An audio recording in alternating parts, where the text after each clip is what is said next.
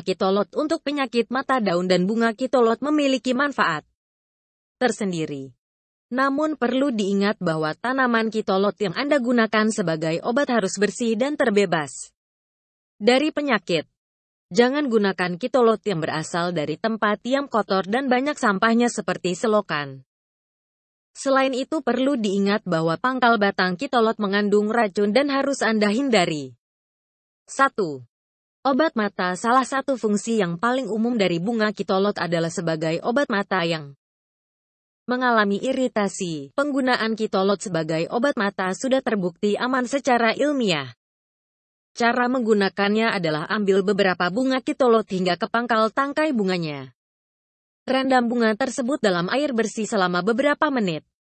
Lalu teteskan air dari ujung tangkai bunganya ke mata Anda sebanyak 2-3 tetes.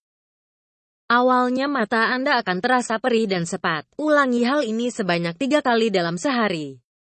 2. Sakit gigi. Sakit gigi dapat disembuhkan oleh tanaman kitolot, khususnya daunnya. Caranya adalah tumbuk 2 lembar daun kitolot hingga halus dan letakkan ke dalam gigi yang berlubang. Cara ini sebenarnya hanya bertindak sebagai penghilang rasa sakit saja. Untuk penyembuhan Anda bisa melakukan pencabutan atau penambalan gigi. 3.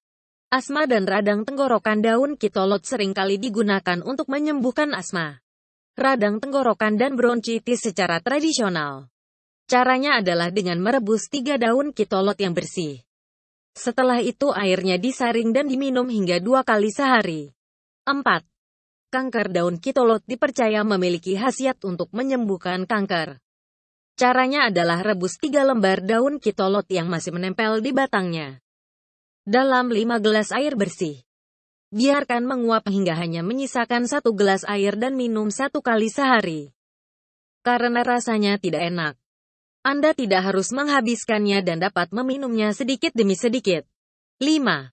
Antibiotik luka. Daun kitolot dapat berperan sebagai antibiotik alami untuk luka ringan seperti lecet atau robek. Cara penggunaannya sama seperti pada kasus sakit gigi.